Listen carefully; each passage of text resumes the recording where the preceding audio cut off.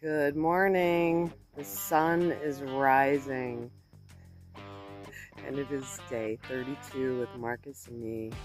And today he's talking about others controlling your soul. Today's 30-second meditation with Marcus begins. Why do other souls, unskilled, untrained, disturb the soul with skill and understanding? And which is that?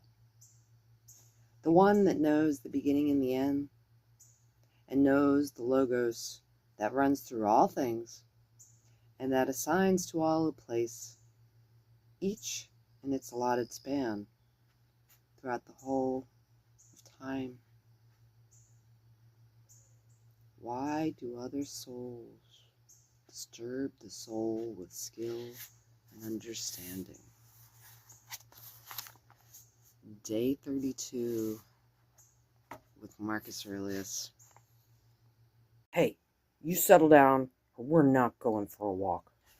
No, you settle. You settle. Settle down. Settle. It's a cool morning here, but not as cold as yesterday. Thank God. Weather's really kind of strange this summer is all I have to say. Glad I still left some sweaters and hats out.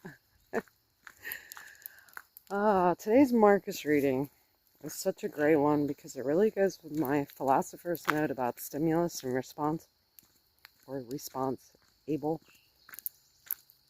And what he's basically, I think, saying, what it speaks to me, is that why let other people and their actions disturb you?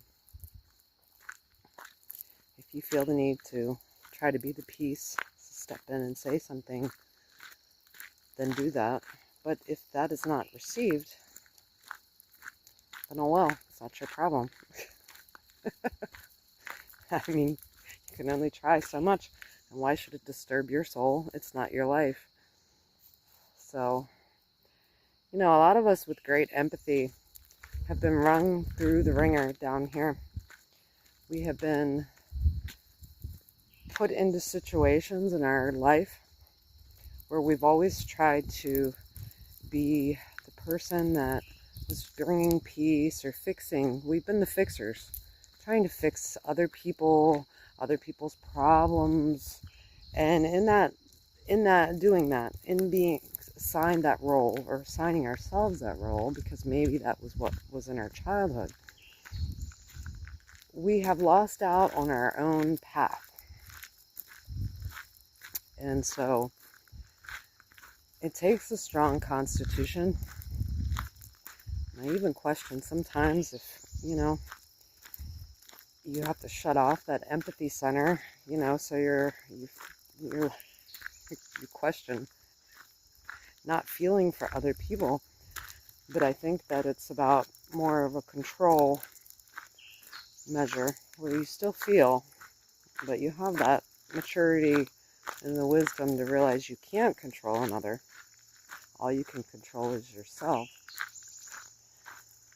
So that's been a hard thing, because we live in a world where we have been studied, taught to respond from our early childhood, even just in our family dynamics. In our early childhood, we've been taught how to respond to certain stimuli, whether you're, a person trying to fix angry or worried or upset family members, or trying to extend them love, or whatever your response would be. So I think today's philosopher's note is a really great one to listen to as well on response able. And anyone that wants to delve deeper into that can go study how Pavlov's dog, or they also did studies with rats on how they could program us response. I mean, just our phone ringing is a Pavlovian response. The dinger on your seatbelt to tell you to put your seatbelt on. It's a Pavlovian response. You hear it, you put the seatbelt on. But you can change that. It's possible, extremely possible, to rewire your brain, where you don't just have a stimulus and then an automatic response, not one that's thought out. You know, you can have one that's thought out. And that goes with people as well.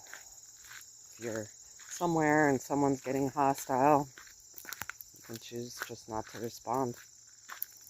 If you've said your piece and there's no peace, you just talk to someone else about something else. Or if you've tried to redirect that hostile person and they won't redirect, then there's nothing else you can do. So it's definitely a great Marcus reading. He definitely was trying to show us that it's all connected. There's no good or bad. It's just, it is what it is down here. And, you know, it's all a divine plan. If you have faith, you just trust that your steps have been ordered by the Logos, or God if you're Christian, and walk on. Not everything requires a response. It's a great thing. It's a great power in and of itself, silence. So, and it's good for your soul. And I say that out here in nature, walking the dog. So, have a great day, everybody. Peace be with you. Just some afterthoughts on Marcus. And go out there and be response-able. Because we are in a world where people have no control over their automatic Pavlovian responses, whether it be trained by professionals who've studied us like lab rats, or whether it's learned patterns